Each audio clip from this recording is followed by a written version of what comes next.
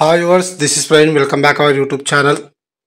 ఈరోజు అయితే మనము గోవాలోని పంజిమ్ బస్ స్టాండ్లో ఉన్నాము. ప్రతి ఒక్కరి డ్రీమ్ గోవా విజిట్ చేయాలనేది. అందులో గోవాలోనే మోస్ట్ మేజర్ బస్ స్టాండ్ అయినటువంటి పంజిమ్ బస్ స్టాండ్ అయితే ఉన్నాము. ఇక్కడ నుంచే అన్ని ప్రాంతాలకైతే బస్సెస్ అయితే ఆపరేట్ అవుతూ ఉంటాయి. అదర్ స్టేట్స్కి అయినా సరే, లోకల్ ట్రాన్స్పోర్ట్ అయినా సరే.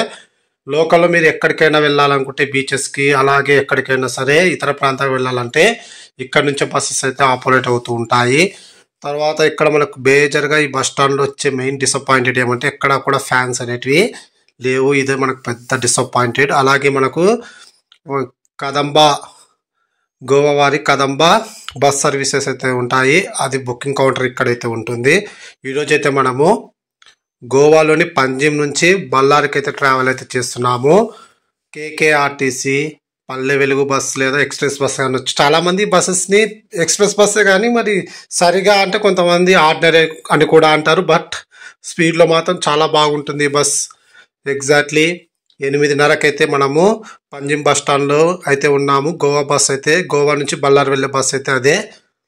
ఓకే, ఎందుకంటే ఇంతకుముందు బస్సెస్ అన్నీ కూడా డోర్ అయితే బ్యాక్ సైడ్ ఉండేది, ఫ్రంట్ అయితే వచ్చింది. బస్ ఓవరాల్గా అయితే బాగుంది. లోపల వ్యూ అనేది మీకు మార్నింగ్ అయితే చూపిస్తాను. ఎగ్జాక్ట్లీ 9 గంటలకైతే మనము గోవాలోని పంజిమ్ బస్ స్టాండ్ నుంచి అయితే బయలుదేరుతున్నాము. నాకు టికెట్ వచ్చేసి 530 రూపాయలు అయితే పడింది. మీరు పంజిమ్ నుంచి బళ్ళారి వెళ్ళాలనుకుంటే కేఎస్ఆర్టీసీ అఫీషియల్ వెబ్సైట్లో మీరు ఖచ్చితంగా బుక్ చేసుకోండి. 9 గంటలకైతే అవైలబుల్గా ఉంటుంది. Ticket fair 530. ఇక్కడ మనకు కండక్టర్ ఉంటుంది. ఇద్దరు డ్రైవర్ కాదు, ఒకటే కండక్టర్, ఒకే డ్రైవరు.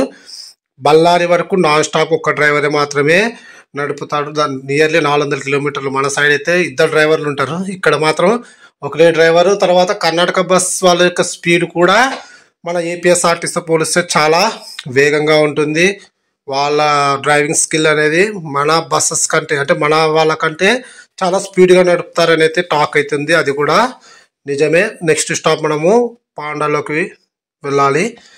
కానీ ఇక్కడ నాకు కొంచెం డిసప్పాయింటెడ్ అయ్యే విషయం ఏంటంటే, ఈ కర్ణాటక వాళ్ళు సిటిజన్స్ మన రిజర్వేషన్లో ఈ కండక్టర్ కూర్చోమన్నాడు, మీరు వేరే సీట్లో కూర్చోపోండి ఇలా మాట్లాడుతుంటే, రిజర్వేషన్ చేసుకున్న వాళ్ళకు కూడా ఆ సీట్లో కూర్చునే సౌకర్యవంతం అయితే ఉండదు. మళ్ళీ కండక్టర్ దగ్గరికి వెళ్ళి కండక్టర్ మీరే చెప్పుకోండి అంటారు, కానీ అతను వచ్చి ఇన్వాల్వ్ అయితే కావడం తక్కువ. ఇదైతే నేను మేజర్గా అయితే గమనించాను. రోడ్ లాస్ చాలా బాగున్నాయి ఇక్కడ. నెక్స్ట్ గోవాలో మనకి ఒక థాట్ అయితే ఉంది, ఎన్ని బాటిల్స్ అలో చేస్తారని. నేను ఒక బాటిల్ అయితే తీసుకొని అయితే వచ్చాను, వేరే వాళ్ళ పర్పస్. మామూలుగా అయితే ఒక బాటిల్ అయితే అలో ఉందని కూడా మనకి షాప్లో అయితే చెప్తూ ఉంటారు. లిక్కర్ అయితే చాలా చీప్, ఫుడ్ కంటే లిక్కరే చీప్ గోవాలో.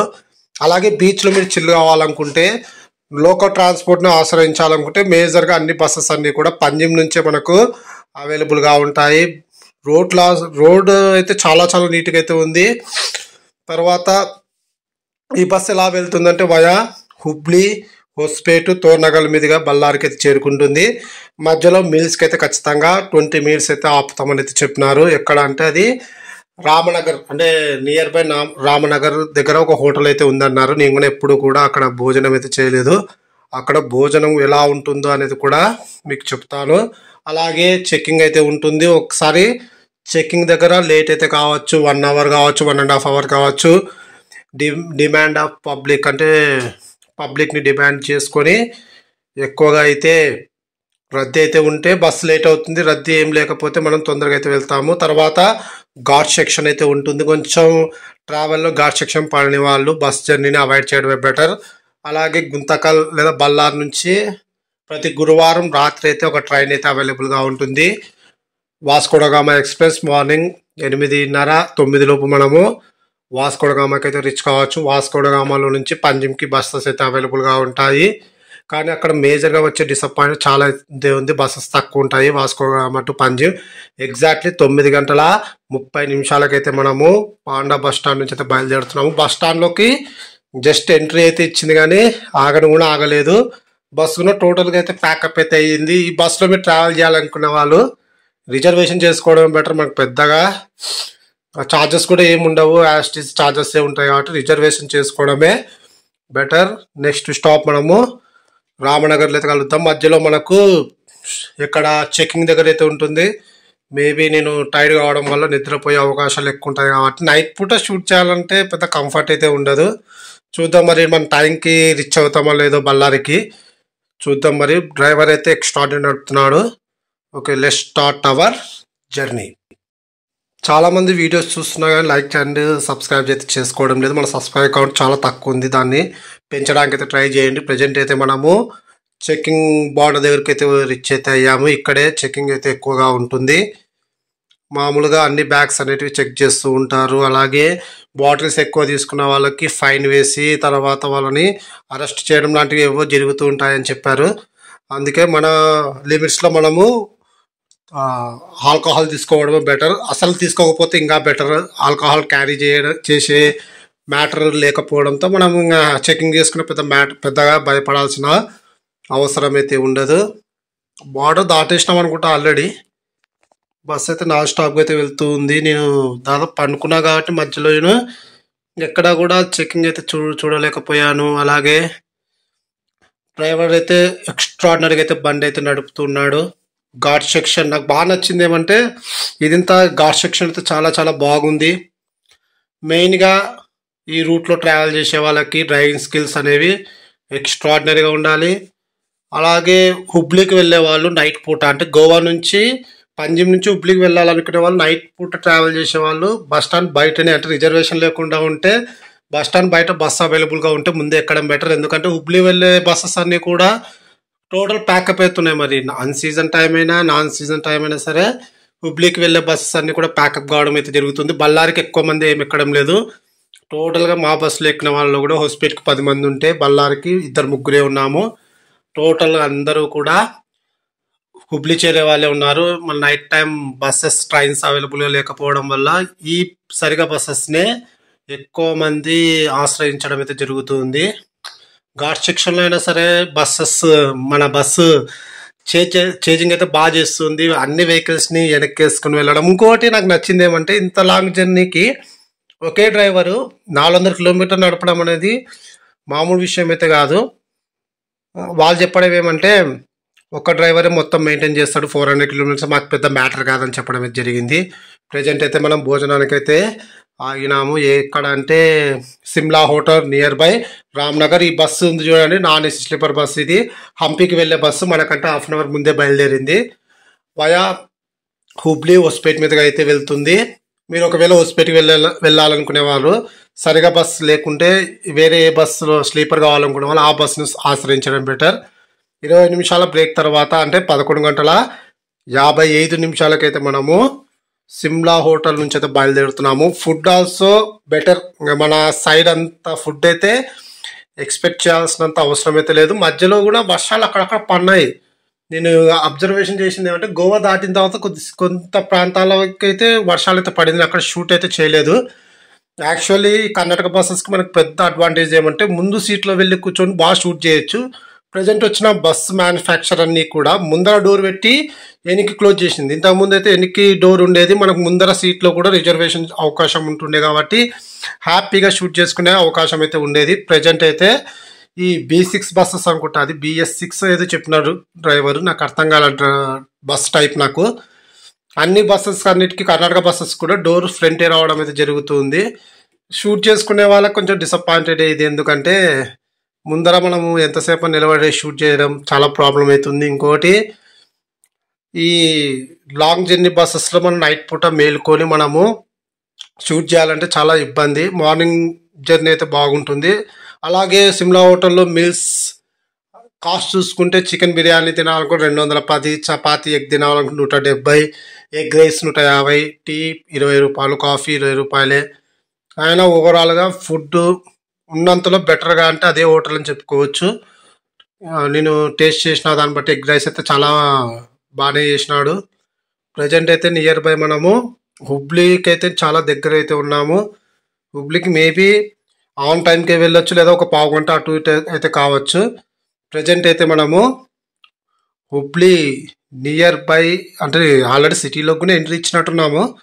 నైట్ టైం కాబట్టి మనం ఈ సిటీస్ని పెద్ద విజిట్ చేయం కాబట్టి ఇది హుబ్లీనా కాదా అనేది మనకు ఒక పెద్ద కన్ఫ్యూజ్ అయితే ఉంటుంది. ఎందుకంటే మన ప్రాంతాలు కాదు, మనం ఎప్పుడోసారి విజిట్ చేస్తుంటాం. ఇంకోటి అవుట్ సైడ్ ఎలా ఉంటుంది తెలియదు. నేను ఎప్పుడు హుబ్లీ విజిట్ చేసినా నైట్ టైం విజిట్ చేసినా కాబట్టి నాకు పెద్దగా అనిపిడా. ఎస్, బస్ స్టాండ్లోకి ఎంట్రీ ఇచ్చినాం. హుబ్లీ బస్ స్టాండ్కి 2:15 మనం హుబ్లీకి అయితే చేరుకున్నాము. పావు గంట లేట్ అయింది, ఎందుకంటే అక్కడ మనకు భోజనం దగ్గర 20 నిమిషాలు, చెక్కింగ్ దగ్గర కూడా హాఫ్ అన్ అవర్ ఆగిందంట. ఆ టైంలో నిద్రపోయాను. నా బ్యాగ్ గురించి చెక్ చేసినారంట. పక్కన ఉన్న ప్యాసింజర్ అయితే చెప్పడం జరిగింది, అతను హొస్పేట్కి అయితే వెళ్తున్నాడు. మ్యాక్సిమం అందరూ కూడా ప్యాసింజర్స్ అయితే నిలబడడం అయితే జరిగింది. అంటే మ్యాక్సిమం మనకు హుబ్లీకి చేరిన వాళ్ళు ఎక్కువైతే ఉన్నారు. హుబ్లీ నుంచి మన బస్ అయితే చాలా ఖాళీగానే అవుతుంది. హ్యాపీగా మనము ఒక సీట్లో ఆక్యుపై చేసుకుని అయితే పండుకోవచ్చు. ఎగ్జాక్ట్లీ 5 నిమిషాల తర్వాత, అంటే 2:20 మనము హుబ్లీ నుంచి అయితే బయలుదేరుతున్నాము. హుబ్లీ అయితే చాలా చాలా పెద్ద బస్ స్టాండ్. అలాగే మీరు హుబ్లీ రైల్వే స్టేషన్ కూడా చాలా పెద్దది. హుబ్లీ రైల్వే స్టేషన్ నుంచి మనకు వాస్కోడగామా, తిరుపతి వెళ్ళాలనుకునే వాళ్ళకి వాస్కోడగామా హౌరా ఎక్స్ప్రెస్ అయితే ఉంది. తిరుపతి వెళ్ళాలనుకునే వాళ్ళకి హరిప్రియ ఎక్స్ప్రెస్ అయితే ఉంది. తర్వాత ఇంకా మేజర్ ట్రైన్స్ ఏమైనా ఉండొచ్చేమో, కింద కామెంట్ సెక్షన్లో తెలియజేయండి. నాకైతే పెద్దగా హుబ్లీ జంక్షన్ గురించి తెలియదు, ఒక్కసారి అయితే చూశాను అంతే జంక్షన్. తర్వాత హుబ్లీ నుంచి మనం నెక్స్ట్ హొస్పేట్కి అయితే ట్రావెల్ అయితే చేస్తున్నాము. హొస్పేట్ యొక్క మామూలుగా ఎందుకు ఫేమస్ హొస్పేట్ అనేది చాలా మంది తెలుసు. ఎందుకంటే హొస్పేట్కి నియర్ బై హంపి అయితే ఉంది. శ్రీకృష్ణ దేవరాయల యొక్క రాజసం, అలాగే తురుష్కుల దాడికి ఇప్పటికీ ఒక మిస్టరీగా దాగి ఉన్న సిటీ ఏదంటే హంపీనే. హంపీలో మీరు ఎన్నో మిస్టీరియస్ అయితే చూడొచ్చు, ఎన్నో విశేషాలు అయితే చూడొచ్చు. కళాదృష్టి ఉన్న వాళ్ళకి హంపి అనేది బెస్ట్ విజిట్ ప్లేస్ అని చెప్పుకోవచ్చు. ఎగ్జాంపుల్గా నేను కడియకాలు వినాయకుడు అయితే చెప్తాను. అది కొండ దగ్గర ఉంటుంది, కొండపైన near by temple, Virupaksha temple దగ్గరగా ఉంటుంది. ఆ వినాయకుడిని నారాయణ గణపతి అని కూడా అంటారు. ఎందుకు నారాయణ గణపతి అంటారు అంటే, ఆ వినాయకుని గర్భగుడిలోకి వెళ్ళి రైట్ సైడ్ మీరు కరెక్ట్గా 6 అడుగులు వెనక్కేస్తే ఆ విగ్రహం అనేది మనకు వరాహ అవతారంలో కనిపిస్తూ ఉంటుంది.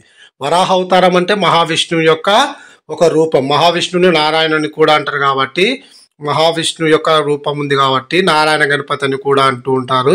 తెల్లవారుజామున 5 గంటలకైతే మనం హొస్పేట్కి అయితే చేరుకున్నాము. ఆన్ టైంకి అయితే వచ్చినాము. హొస్పేట్కి కూడా ఎక్కడ కూడా డిలే అయితే కాలేదు. మేబీ మనము బళ్ళారికి కూడా హాఫ్ అన్ అవర్ ముందుగానే చేరుకోవచ్చు.